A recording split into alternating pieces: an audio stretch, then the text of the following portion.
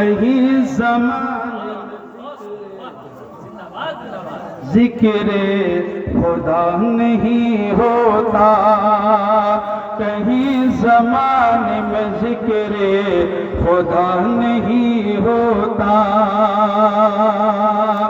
اور حسین کرتے نہ سجدہ اگر تہے خنجر،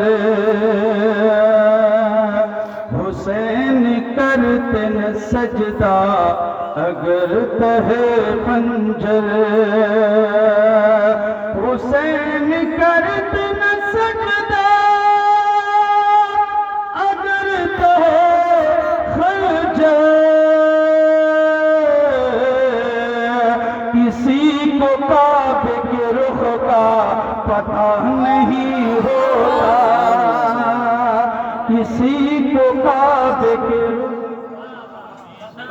نہیں ہوتا، کسی کو کعبے کے رخ کا پتہ نہیں ہوتا،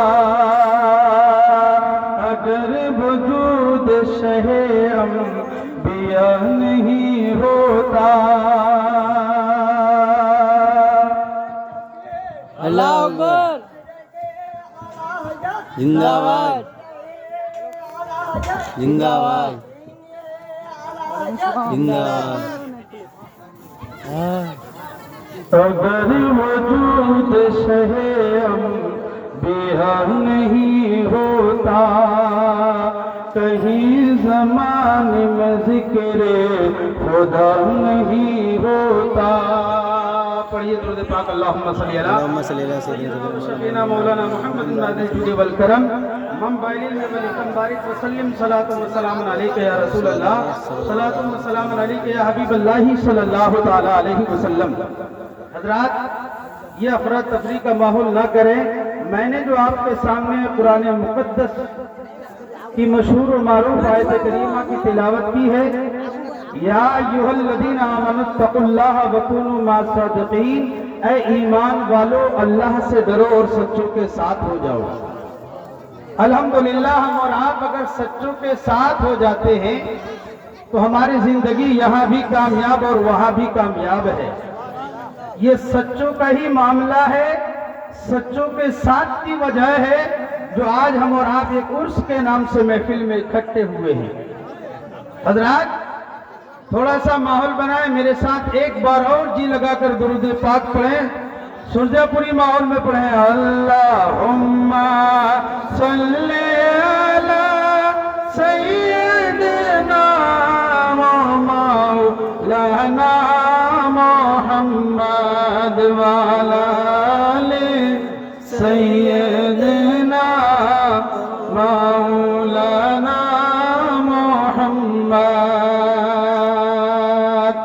آج اس جگہ پر بیٹھ کر اگر آپ سچائی کا ثبوت دیتے ہیں، پیارے آقا کی بارگاہ میں لو لگا کر درود پڑھتے ہیں، کل بروز قیامت جب نفسی نفسی کا معاملہ ہوگا، سارے لوگ پریشان ہوں گے، تمام کے تمام حیران ہوں گے، لیکن قربان جائیے مدینے کے آقا، پیارے آقا صلی اللہ علیہ وسلم اپنے غلاموں کو پہچان کر بلائیں گے۔ اس دنیا میں رہ کر اتنا درود پڑھو، اتنا درود پڑھو کہ کل بروز قیامت میرے آقا صلی اللہ تعالی علیہ وسلم ہمیں یہ پکار کر کہیں، یہ کوئی اور نہیں بلکہ میرا دیوانہ ہے۔ سبحان اللہ، سبحان اللہ، میرا دیوانہ ہے۔ اور دیوانوں کے درود پڑھنے کا انداز الگ ہوا کرتا ہے۔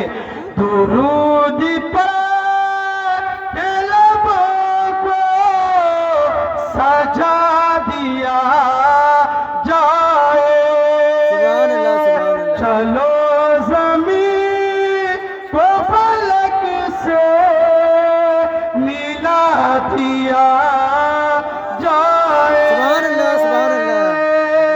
تو اس دنیا میں رہ کر انسان کا ایک فطری تقاضا یہ ہے کہ دن بھر جو کام کرتا ہے، رات کو تھک ہار کر اپنے بستر میں اگر جا کر لیٹتا ہے، انہی چیزوں کو دہرانے لگتا ہے۔ فطری تقاضا ہے یہ۔ آپ کوئی بھی کام اگر کر رہے تھک ہار کر اپنے بستر پر جا کر لیٹتے ہیں، تو میرے دوستو اس روئے زمین میں اللہ تبارک و تعالیٰ نے ہمیں اور آپ کو یہ زندگی عطا کی ہے مصطفیٰ کے صدقے میں اس دنیا میں اس انداز سے درود پاک پڑھنے کا اپنے آپ کو عادی بنا لیں کہ رات کو سوئیں تو درود پڑھتے ہوئے، اگر صبح کو اٹھیں تو درود پڑھتے ہوئے، کوئی کام اگر کریں تو درود پڑھتے ہوئے، اگر یہ معاملہ بن جاتا ہے تو میرے دوستو موت کا معاملہ بڑا کٹھن ہوتا ہے، لیکن جو بندہ اپنے آپ کو درود پاک کا عادی بنا لیتا ہے اللہ تبارک و تعالیٰ اسی درود پاک کی برکت سے تمام مشکلوں کو دور فرما دیتا ہے، وہ کٹھنائیاں دور ہو جاتی ہے۔ تو مومنوں اپنے آپ کو سچے بنا لو، نبی کے اوپر درود پڑھنے والے بنو۔ سبحان اللہ سبحان اللہ۔ درود پڑھنے کے لیے کوئی وقت متعین نہیں ہے، آپ چاہیں تو کام کرتے ہوئے بھی درود پڑھ سکتے ہیں۔ حضرت سلیمان جزولی رحمت اللہ تعالی علیہ پیارے آقا صلی اللہ تعالی علیہ وسلم کے اوپر درود پاک پڑھا کرتے تھے، اور دلائل الخیرات کے آپ مؤلف بھی ہیں، اسی میں یہ روایت نقل کی گئی ہے کہ آپ کے درود پڑھنے کا انداز یہ تھا، کوئی بھی کسی بھی کلام کو اگر سننے کے لیے آپ سے کہتے تو آپ سرکار پر درود پڑھتے تھے، سرکار پر درود پڑھتے تھے۔